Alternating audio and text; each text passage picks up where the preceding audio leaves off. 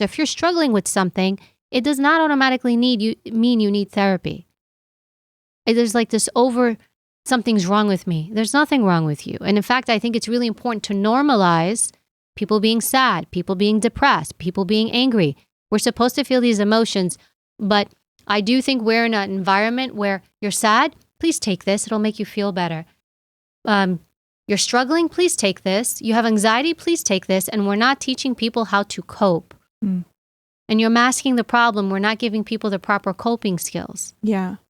Which is why we're seeing a lot of issues. One of the things, I track, because I do the news, are mass shootings. And we've seen the numbers definitely go up. Not gun violence. Gun violence has always been around, and one-on-one gun violence has always been around historically. But mass shootings, we're seeing something different happen here. And why is that? And one of the theories behind it, and the U.S. Secret Service has done a lot of assessment into why people will do this and what makes somebody more likely to be a threat, because we would analyze threats all the time, are people's inability to cope.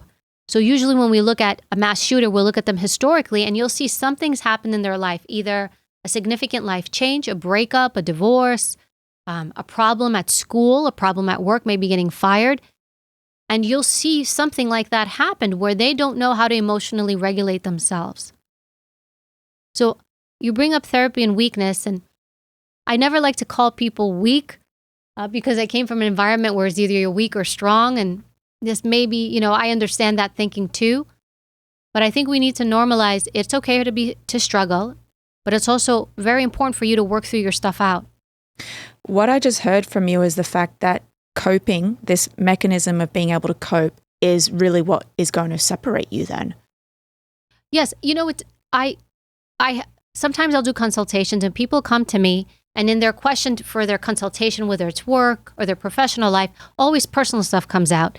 I'm struggling, I lack confidence, or this happened to me, I'm in therapy, and I hear it a lot. How long you've been in therapy for? Oh, 11 years, 12 years, still struggling. I'm like, do you not see that something's not right there?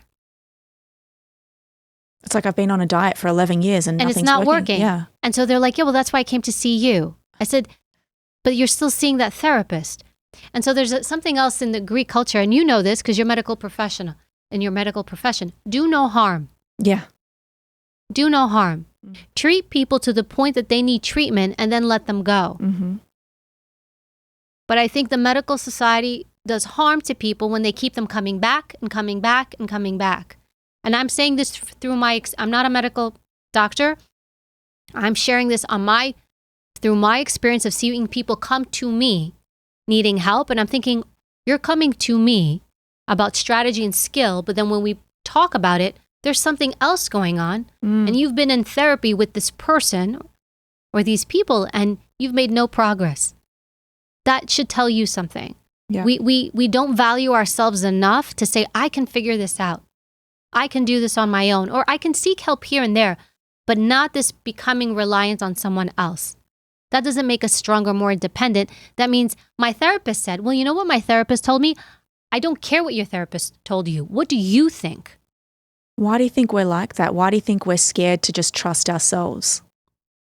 I think that we're in an environment here where it's really being pushed in our environment here. If you go to other countries, it doesn't. I think mental health profession is important, and I've worked with plenty of people that really do need it, and it's legitimate. But then there's also, it gets pushed onto everybody, and then I think it creates a dependency. In fact, when I consult with people, initially, I wouldn't do more than 3 sessions with people. And they would say, why, Ivy? I want to do more than 3 sessions. Absolutely not. Because what I'm doing is saying, keep coming back to me because I have the answers and you don't. My goal is I will consult with you. I will lay a blueprint for you. And these are the things I want you to follow through. But if I keep you coming back, I am no better than that other person telling you, keep coming back to me. I got you. Yeah. I'll fix you. There's nothing to be fixed. Yeah. We are all a work in progress. It's so interesting because this is something that's really coming up. And I see people and I tell them, make sure that the person you have is qualified. Make sure you need to see them. And just because you start seeing one, it doesn't mean you need to stay there. But they create an environment where they make you feel you need to stay. It's basically saying, well, here's the blueprint. Here are the coping strategies that I want you to put into place. And go and do it. Let's not just talk. Go, here's your homework, go and do the homework. Hopefully you've learned from it. If not, iterate and then put into action again.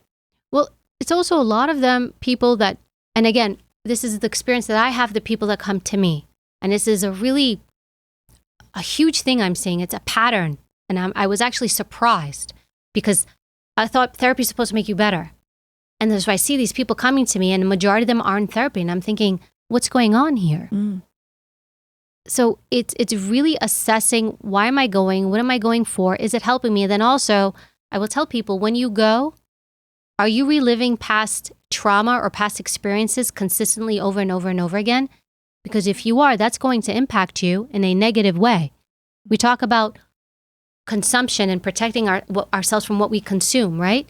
Well, negative thoughts and reliving stressors from the past, those affect us, not just psychologically, physiologically. Oh, yeah. The cortisol spikes, the stress, the trauma, the what that does to us.